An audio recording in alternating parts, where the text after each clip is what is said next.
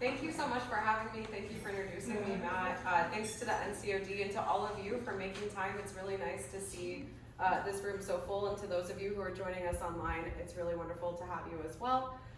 So we're going to spend the next hour together speaking about how you might enter a career in federal government. We have a phenomenal federal employee with us who's also an alumnus of this institution. So really excited to be with you. And with that, we're going to roll into the presentation. But before we do, just ask you to reflect on what brought you here today. What is your call to serve? You can have a huge impact in government, in a career in public service.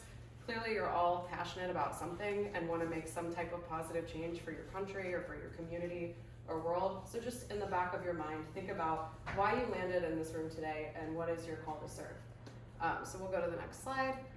So what you can expect from the next hour. So if you did not scan, I think there were 2 QR codes, but if you would like an email with all of the links and information that we're going to cover today, including information on paid internships in government this summer, please go ahead and take some time to just share your name and email, and I'll follow up with you by the end of the week.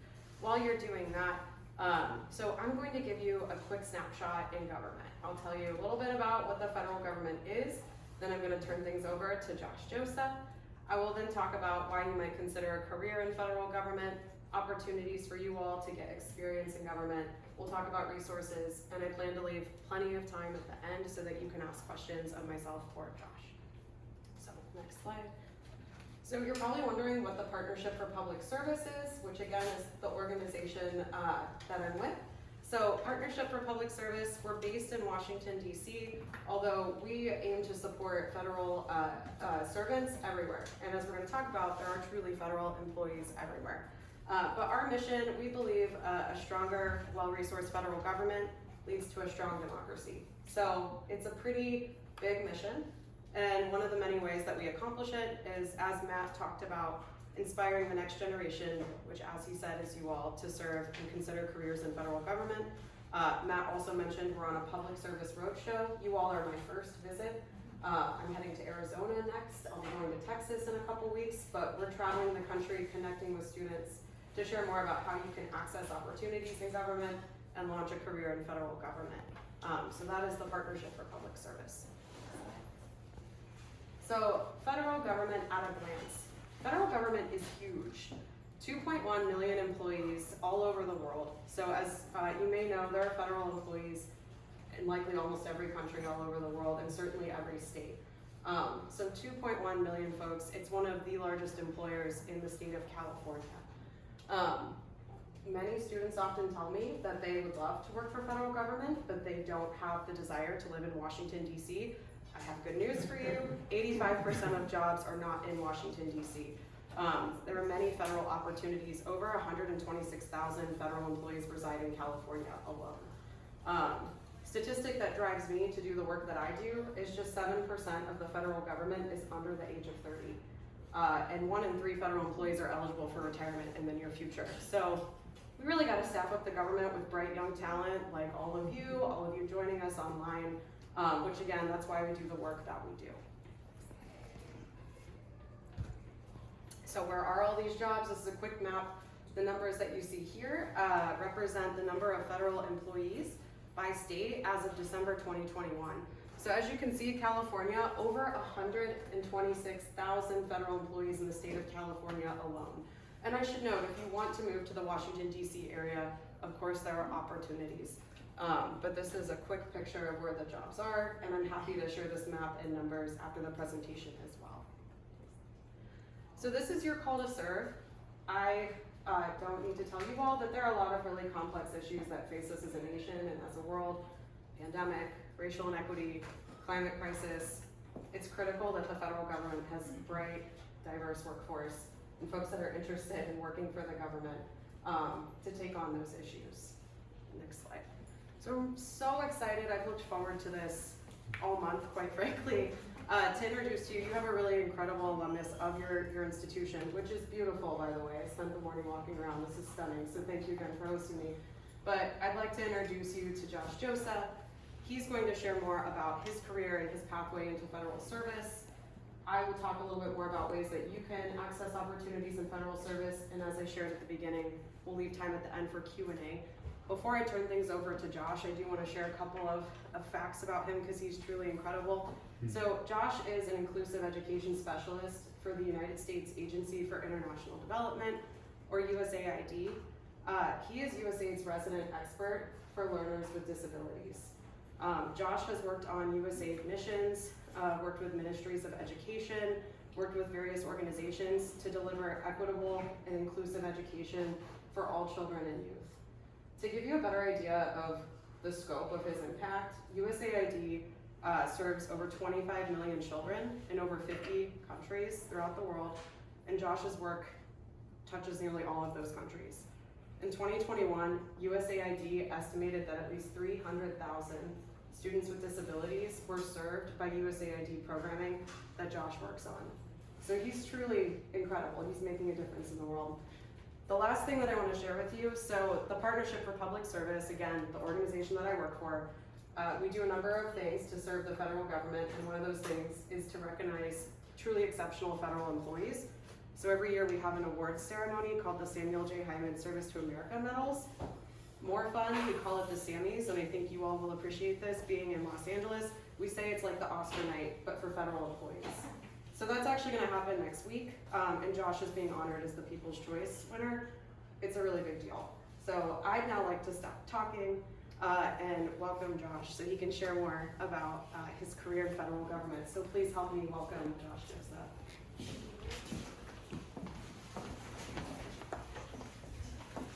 Hello everybody. I'm so happy to be here and to see Matt and to see all the future leaders we have here. And also thank you to you, Katie, for making this happen, and for Matt as well for your hard work. Katie explained about the different ways that you can get into the federal government. And all of that is really, really important. I hope that you're thinking about what can you possibly do in your future. I know that I did when I was here as a CSUN student. I also want to put out something else, another takeaway for you that I hope you can leave here with today. You might not know exactly what path you're going to take in the future, and that's just fine. You don't have to figure out everything today.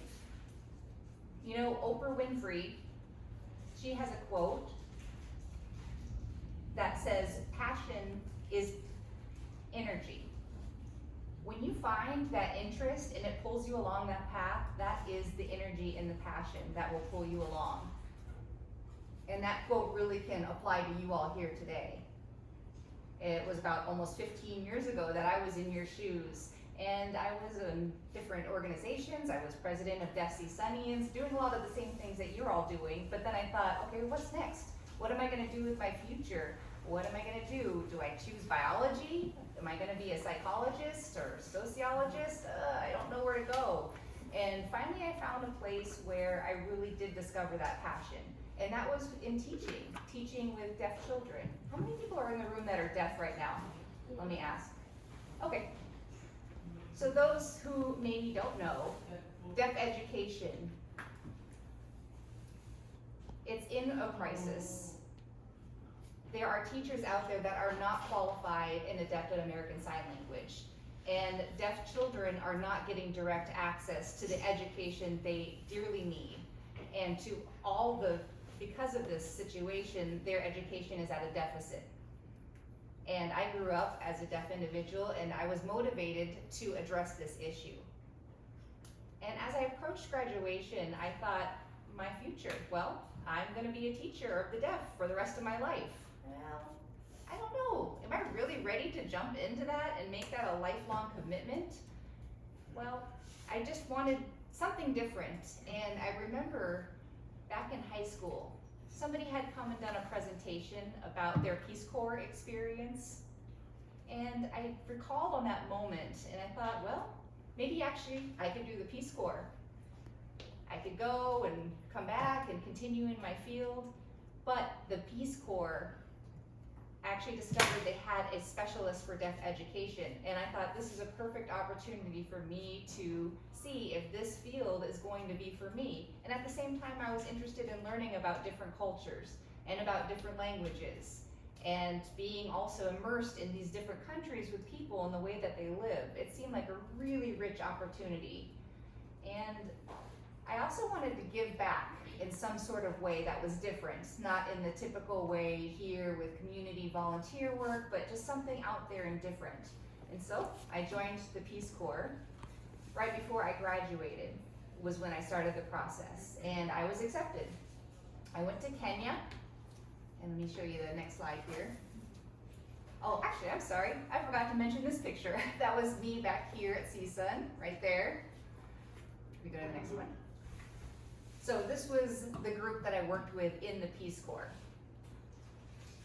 And we worked towards and for deaf education. There were other people who were involved in education, like for hearing students in high school. There was people who were involved in public health and different factions, but we were involved in deaf education in this group. When I arrived at Kenya, we started to do training, and I was really excited to go to the school site. I passed the training after 3 months, and at the time I arrived at the school and I thought finally I could work with the students. But the problem and the challenge that we have here in the United States in regards to deaf education and not having proficient instructors and people who don't really know what they're doing with deaf children, well, it turns out the same problem happens in Kenya, but actually it's worse. They had no sign language and no knowledge of what they're doing. So people were looking at me, who is this white person coming from America? Are you really deaf? No, that's impossible. White people are perfect. I'm like, no, wait a minute here. So that was actually a great opportunity for us to share some knowledge about cultural perceptions. Actually, you know, in the United States, yes, we do have deaf people too, and we have people with other disabilities. And disabilities are bad? No, disabilities aren't bad. Humans are different in the way that they are able to navigate the world.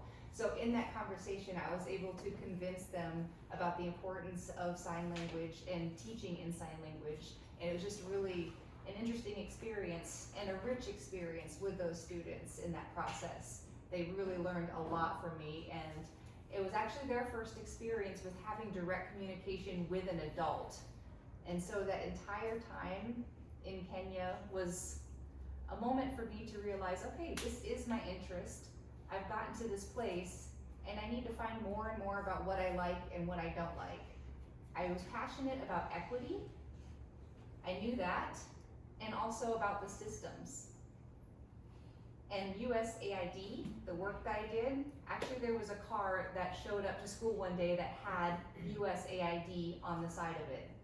And I thought, what is this? They wanted to take a deeper look into how teacher training worked and how the students learned, and they took a really hands-on approach to analyzing what was going on. And I thought, oh, well, that's a system, and they have an opportunity more higher up to come and make a difference with what's going on in the classroom. And I realized at the moment I don't want to teach now. So the goal was to become a teacher, but then I went to Africa and I found out, nope, I don't want to be a teacher. But I still love education, and I'm still passionate about equity and about justice and inclusion. And I know that kids need to have all of those opportunities. So leading up to that moment, I realized, okay, now I'm still stuck. I still don't know what I want to do. But coming back, really it took me about 6 months to try to figure out my options. Okay, which route am I going to go? And I found that, you know, there's a couple universities out there, but particularly Gallaudet University has an international development program that specializes in disability rights. And that I was drawn to instantly, because that was everything that had been in my culminating experience, my experience here at CSUN, plus my experience in the Peace Corps. So I was drawn to that program. I forgot completely about the slide, so let me see what's next here. Okay, so these were my students in Kenya. And I was with grade 6 most of the time, so these are my grade 6. Hold on this picture for just a moment.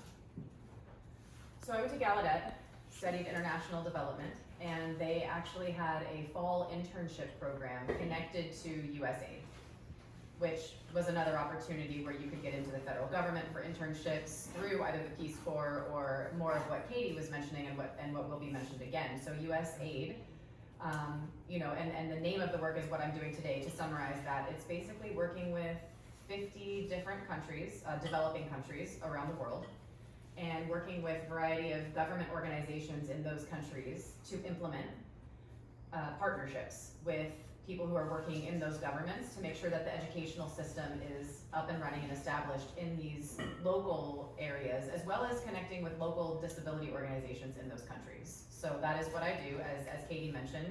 The impact on so many children in those countries has been immense.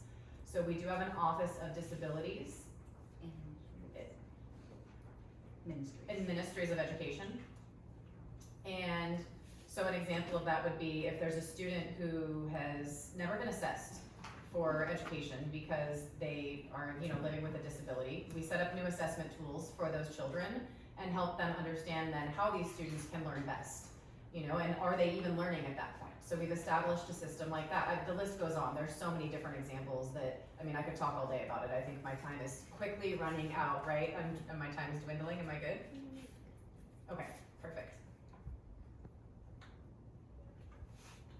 So, I think I can wrap up with the point of everything that I've talked about. What I said in the beginning, you don't have to figure out your whole life right now in this moment. Follow your interests and just take it one step at a time. If you follow your interests, it will maybe lead you to decide that you don't really like that interest or something new in the same realm in a different little area of interest. So just keep pursuing what you're interested in. Take the risk. Jump in. Jump in like I did with the Peace Corps. I jumped in, right in, and progressed from there. And that was a lot of growth for me. You are our future generation. And I look forward to seeing all of you shine as well. So I think I'm turning it back over to you at this point, right? You wanna? Sure. Thank you. I'm going to share more about ways that you can get into government for the next 15-20 minutes, and I want to leave ample time at the end to have more of a discussion with Josh, and of course I can answer any questions as well. So I want to start by saying we're going to talk about how to navigate the federal hiring system, but the organization that I work for, the Partnership for Public Service, offers a couple of internship and fellowship programs so that you can get your feet wet in government now and gain experience as an intern. So the first, so these are the three that we'll talk about. The Future Leaders in Public Service Internship Program. Application for summer 2023 is currently open. There were flyers at the front, and we will email all information, assuming you use the QR code at the beginning. The Rosenthal Fellowship in International Affairs, and then the Cyber Talent Initiative as well. Next slide. Yeah, we're yes, making yes, sure we have okay. access Yes. to everyone. Sorry, we're dancing. So Future Leaders in Public Service Internship Program is open to any student, undergrad or graduate, and it takes place this summer. So it's a 10 to 12 week internship. It's funded. All participants receive a $4,000 scholarship. You do not have to move to Washington, D.C. You certainly can move to Washington, D.C. in the summer of 2023 if you would like. There are opportunities in person. You can also do a fully remote opportunity as well. We had our first cohort this past summer, summer 2022. I would say it was about a 50-50 split. So half came to DC, half remained in their home state. So it's accessible to you even if you want to remain in California. Right now, we have two participating federal agencies, Department of Transportation and Department of Commerce. The application is open. It closes November 27th. And when you apply, you can say, I'm interested in commerce, I'm interested in transportation, or a third option that I love, you can say you have no preference. And that is actually, I think, something to think about because we can essentially place you in one of these two agencies or another agency because we may get more partners. But if you're just open, you just want federal government experience, there's no shame in putting no preference. So I just always like to explain that. You have that option to be flexible. I'll also note that the program is not just the internship. You get a lot of professional development. So we'll do speed networking with federal employees. Maybe you get to see Josh again. We call on folks like Josh who have been awarded the Sammy's Award to come talk to our Future Leaders in Public Service interns. It's great. We'll do some networking activities. We'll talk more about how to navigate USA jobs, opportunities like Peace Corps and AmeriCorps. So there's a lot of extras in addition to the internship. And as I shared, we had our first cohort this summer. So there's an alumni network. So we'll introduce you to folks who are just a year ahead of you, essentially, as well. Next slide. So how to apply, as I mentioned, application is open. It's on our website.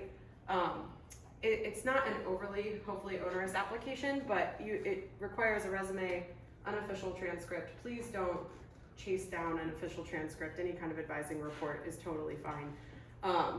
Couple short essay questions. You can submit a letter of recommendation, but it's optional, and it's okay if you don't submit that, but you do have the option to include that as well.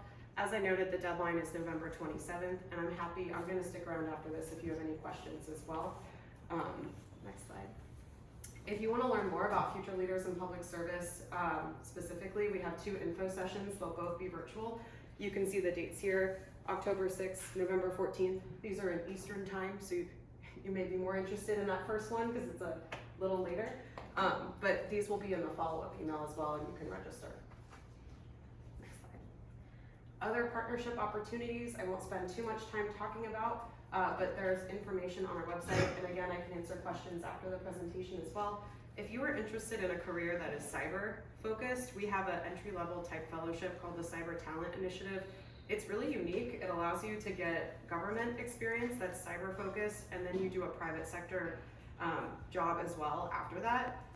There's also opportunity for student loan forgiveness within that program, so it's pretty unique. If you're a cyber focused student or you know cyber focused students, feel free to share that with them.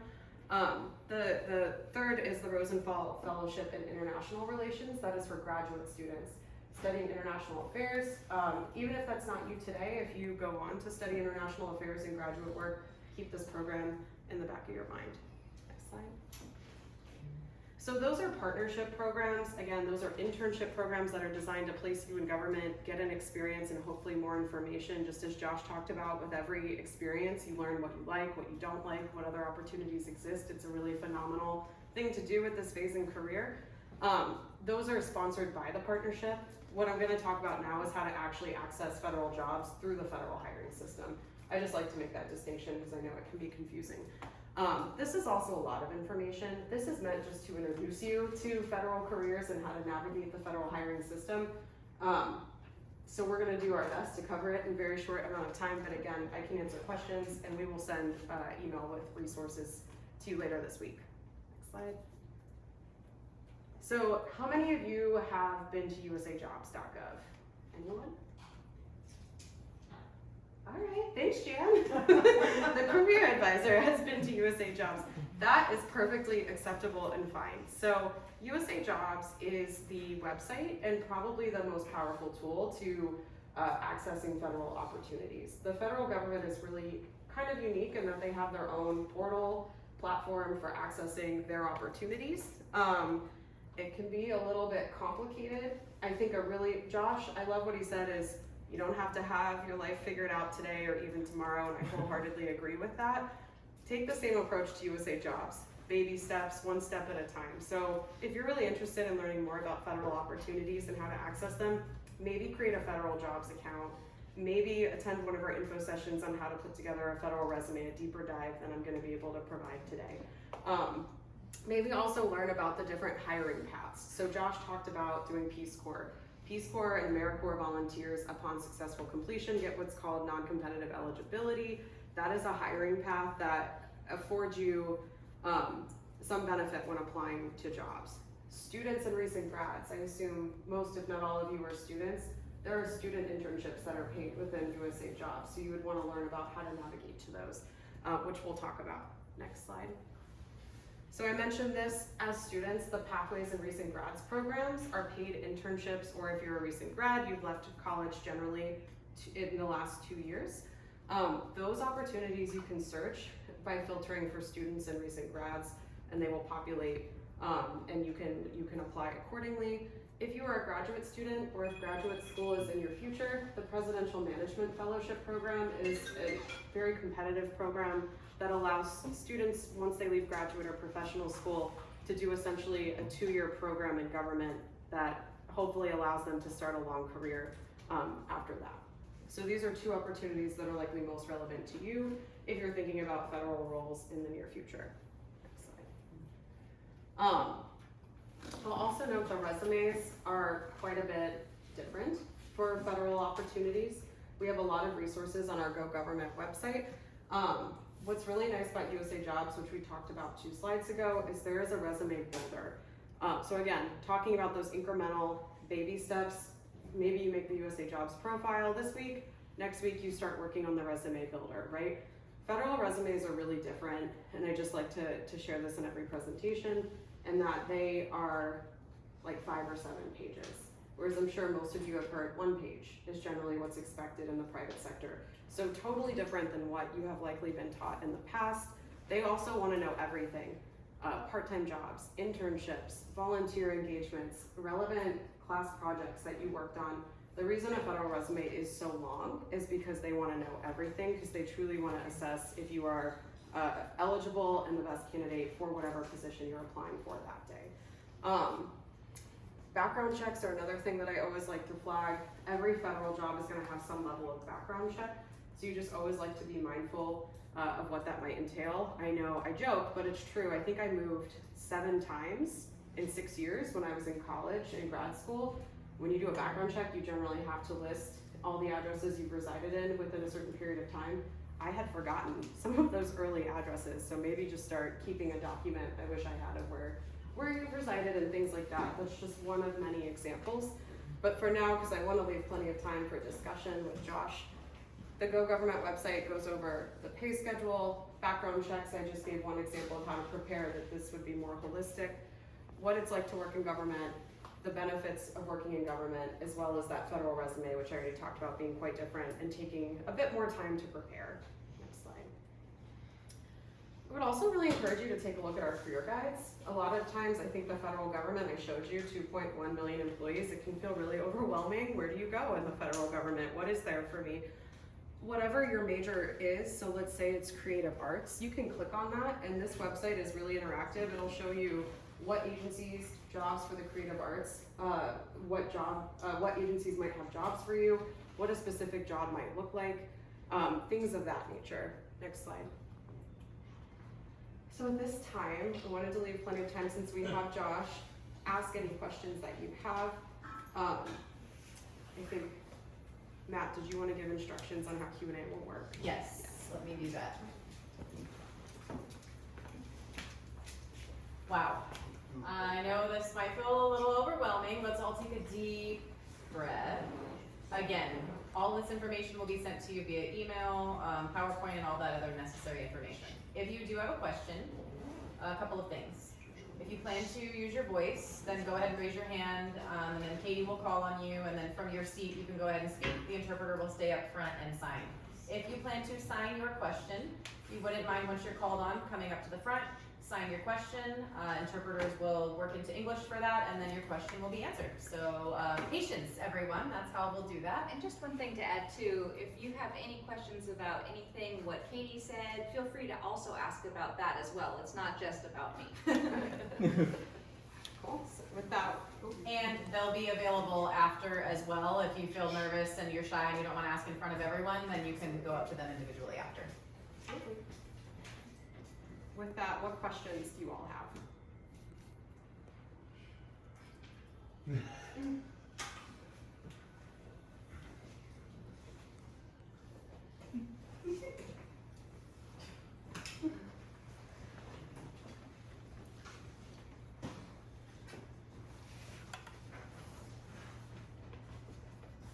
Do you have any jobs for like working with like using sign? I don't know how to say, I don't know how to ask my question. Yeah, just to clarify, are you asking about jobs within the field of anything related to sign language? Yeah, I'm planning on majoring in deaf studies, and I would actually like to become an interpreter or an audiologist. But I'm trying to think about maybe possible other paths. So I don't know, I love signs, so I was just wondering. Yes, thank you for your question. For the federal government, it is such a large go ahead.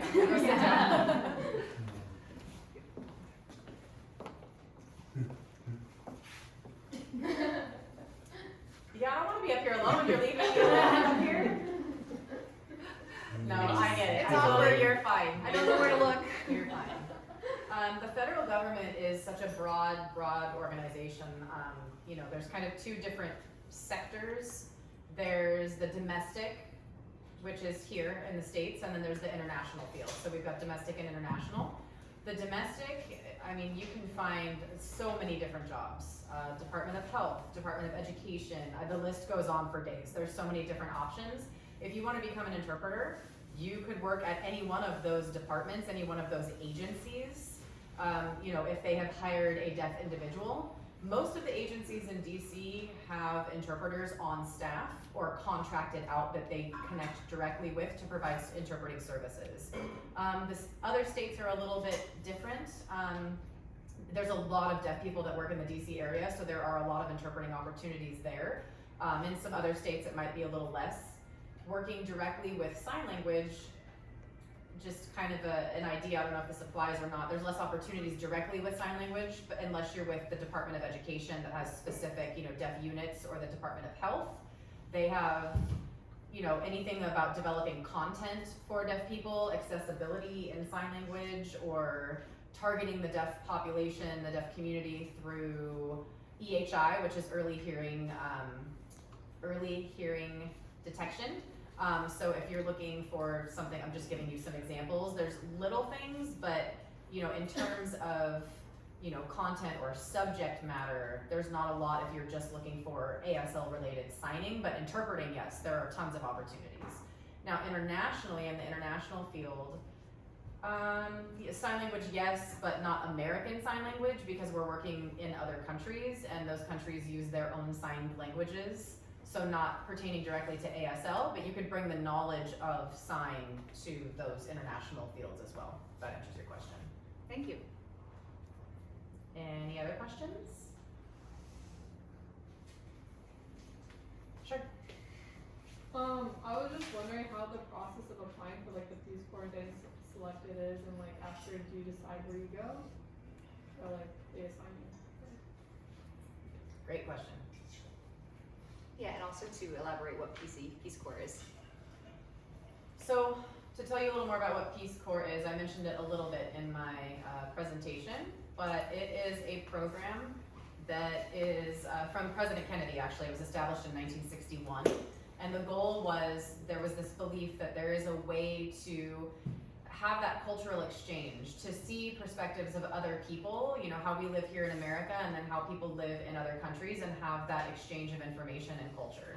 So fast forward, you know, the application process is online. It's all online. If you go online, all of the information is there. You just complete it there, and in short, it's resume, why you're interested, your transcripts, you answer a few questions, and you actually have to have graduated from college first. That is one of the hard set requirements.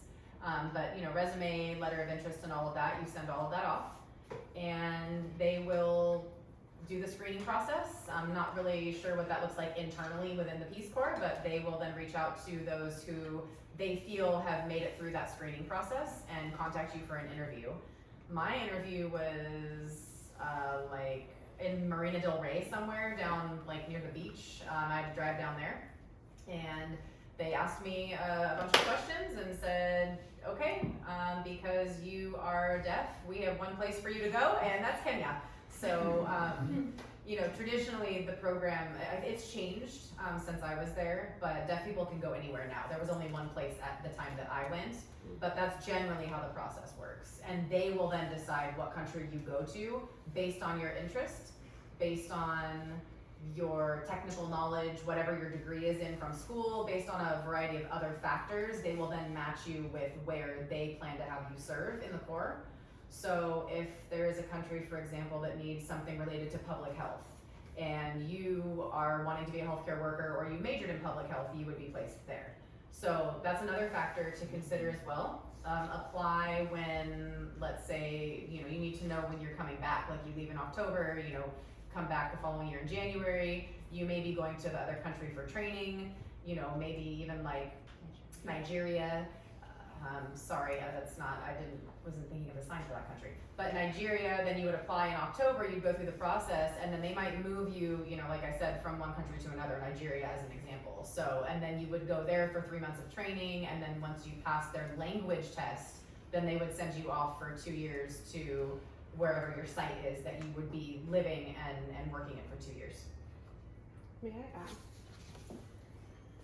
add? So with the Peace Corps, and Jan, I'm looking at you, they do a lot of recruitment on campuses. CSUN very well may be a Peace Corps campus where there's an assigned recruiter that comes to campus and will take meetings with you or do information sessions, much like the one we did today, but on Peace Corps. Do you have any information? Because I always recommend talk to the Peace Corps recruiter, talk to returned Peace Corps volunteers, get all the information. It's an incredible program, particularly if you know you want to go into federal government for a career. But is there any information you can share about Peace Corps opportunities on this campus? We've had a representative in the past. I'm not sure currently if we have someone. But you can always follow up at the Career Center and we'll try to get information. Yeah, I'm sure Peace Corps, so obviously I think they were on hiatus from sending volunteers all over the world through the pandemic. It's my understanding that they've recently started programs back up. So I would go to their website and see what kind of opportunities there are to talk to recruiters, go to info sessions. Peace Corps is awesome. DC is also full of return to Peace Corps volunteers, although I'm sure Peace Corps volunteers are there's many in California as well. But hopefully you could speak to someone who's done the program as well. Prior to Yeah, I wanted to add real quick too, the Peace Corps typically says, the Peace Corps is the toughest job that you will ever love. That's what the Peace Corps says about themselves. It is so tough to go through that process, but I have so many great memories and so many great experiences, as well as a lot of personal growth. So, I have to think about it too. And you, like I said, you can come to the Career Center because pre-pandemic, we always had a representative. It's just, at this point, I'm not sure Yep. if we have someone that'll be attending maybe our fall career fair. Yeah. Hopefully they will. Other questions?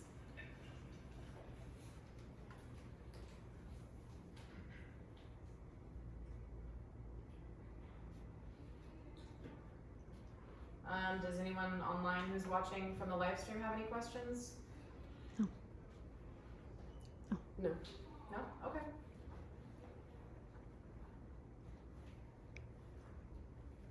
Final questions? Do you have a question? I have a question, Matt.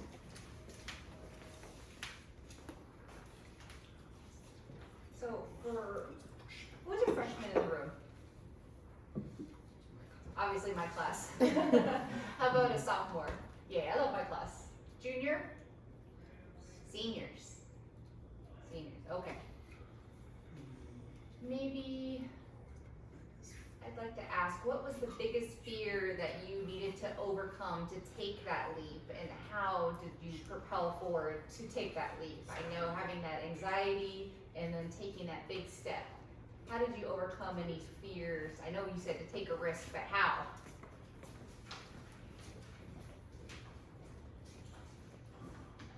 Are you talking about Peace Corps, when I dove into the Peace Corps, or just generally?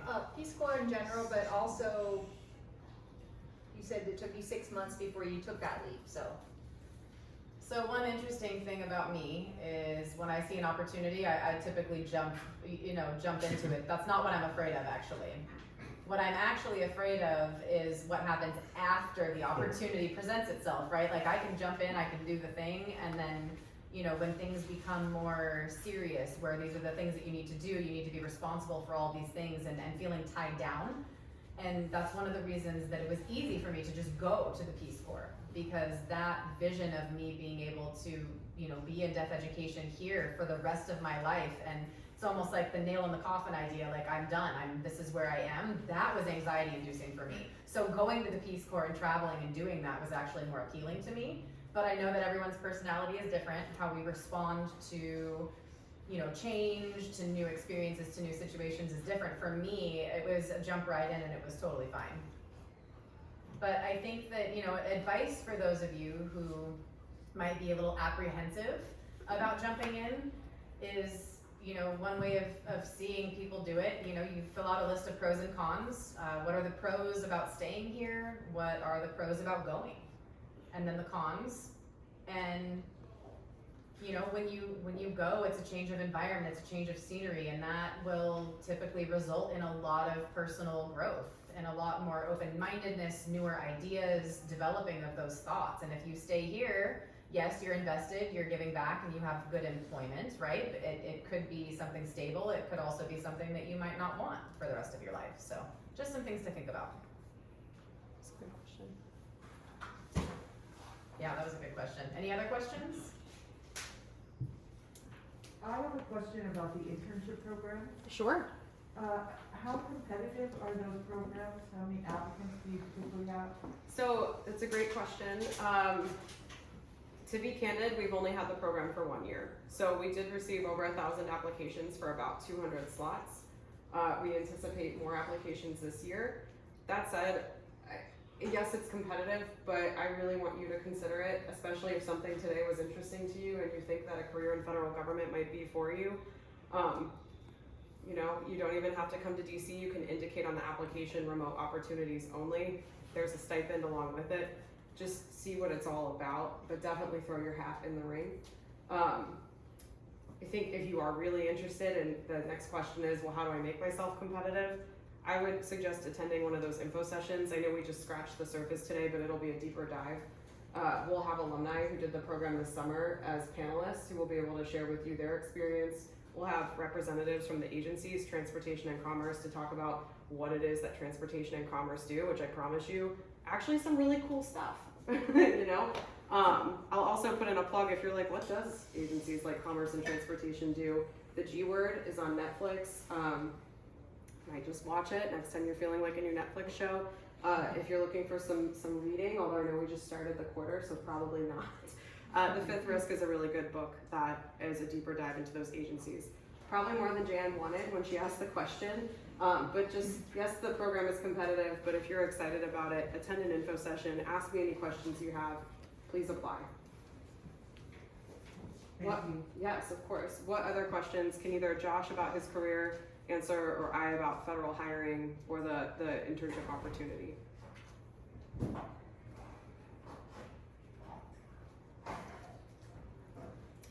I would like to end with a question if there are no others. And again, Josh and I will hang on if you'd rather have like a one-on-one question and answer. But Josh, the question is for you, and I wanted to ask, why should they consider a career in federal government? Your final plug for federal employment.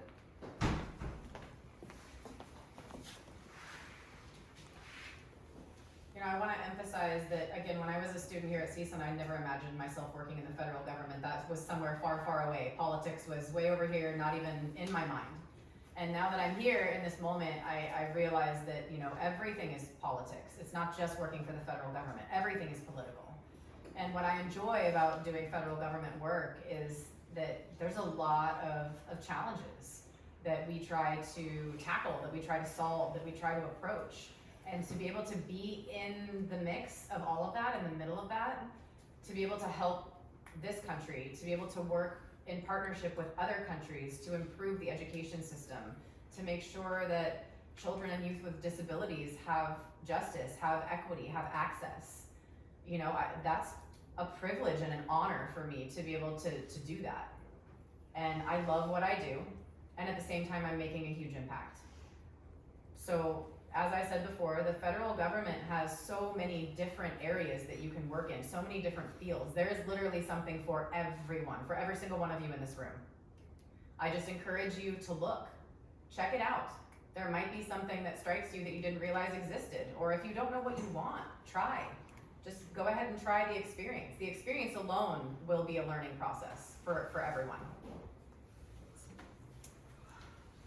Well, I want to thank you all for taking the time to be here. I know as students, you have a lot of choices, especially on a campus that is this large and resource rich. So I want to thank you all for your time.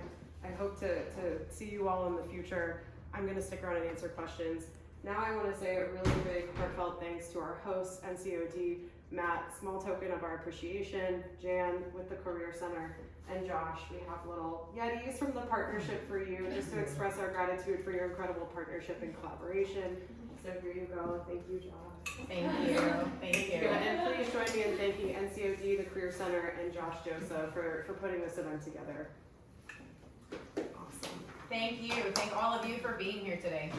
Awesome. So once again, Josh and I will stick around. Please grab a flyer.